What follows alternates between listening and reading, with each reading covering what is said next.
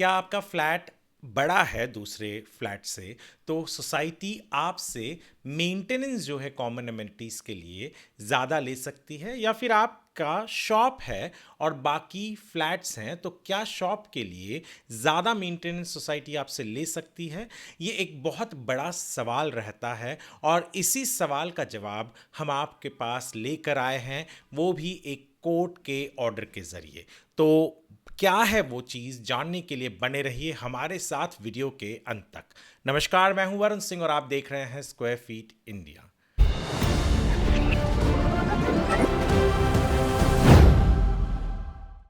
आज हम बात करने वाले हैं 10 अगस्त 2026 को कोऑपरेटिव कोर्ट मुंबई ने जो एक ऑर्डर दिया है उसके बारे में। ऑर्डर के डिटेल्स डिस्क्रिप्शन में है, आप ऑर्डर ज़रूर पढ़िएगा। बहुत बार ये सवाल उठता है कि क्या अगर किसी का फ्लैट का साइज़ बड़ा है दूसरे फ्लैट के मुकाबले, तो क्या उन्हें जो कॉमन एमिनिटीज़ के लिए मेंटेनेंस है वो हाउसिंग सोसाइटी ज़्यादा चार्ज कर सकती है, या फिर एक इमारत के अंदर कुछ कमर्शियल यूनिट्स हैं जैसे शॉप्स हैं, तो क्या शॉप से जो कॉमन एमिनिटीज़ के लिए मेंटेनेंस है वो सोसाइटी ज़्यादा चार्ज कर सकती है। दरअसल ऐसे ही एक सवाल को लेकर वर्ली के एक हाउसिंग सोसाइटी और जहां पर शॉप्स भी थे वो लोग पहुंच गए कोऑपरेटिव कोर्ट मुंबई में।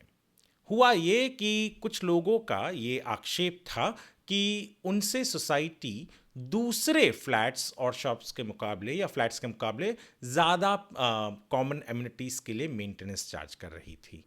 यानी क्योंकि उनके फ्लैट या तो बड़े हैं या तो शॉप्स हैं इस कारण। और सोसाइटी का कहना था कि ये बिल्कुल सही है, बड़े हैं इस तरीके से तो उनसे चार्ज किया जाता है। और कहीं ना कहीं आम तौर पर ये आम लोगों में भी ये धारणा मैंने पहले भी देखी है, क्योंकि ऐसा ही एक वीडियो जब मैंने पहले बनाया था तब भी लोगों ने कहा था अरे कॉमन एमिनिटीज़ के लिए मेंटेनेंस क्यों, जिनके बड़े घर हैं उनको तो ज़्यादा देना ही चाहिए। पर कोर्ट ने क्या कहा? कोर्ट ने कहा कि कॉमन एमिनिटीज़ के लिए, कॉमन एमिनिटीज़ क्या होती हैं वो आप भी जानते हैं, मैं भी जानता हूँ।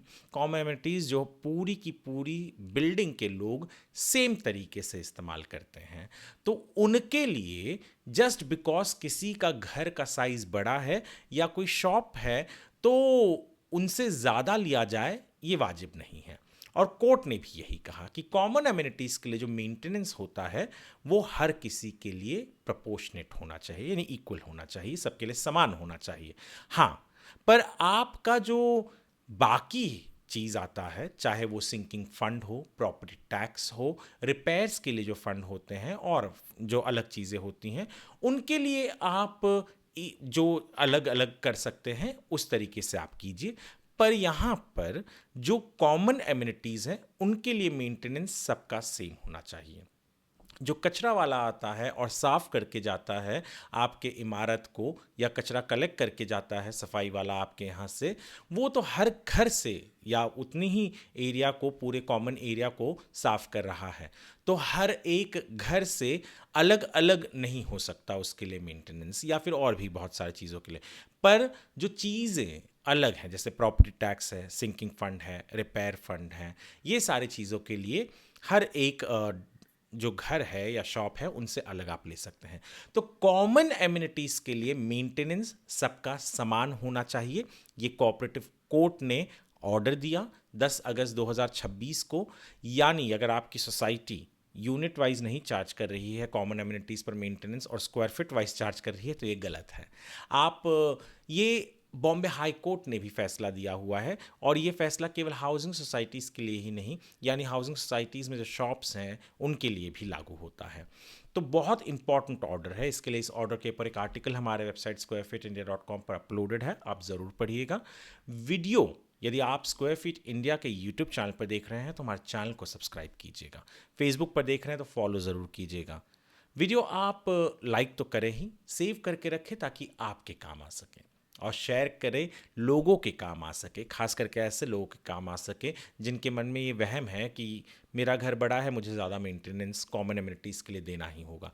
मैं दोहरा देता हूँ, ये कॉमन एमिनिटीज़ के लिए होती हैं, ना कि स्पेसिफिक चीज़ें जो मैंने बताई हैं उसके लिए। तो वीडियो देखने के लिए आपका धन्यवाद।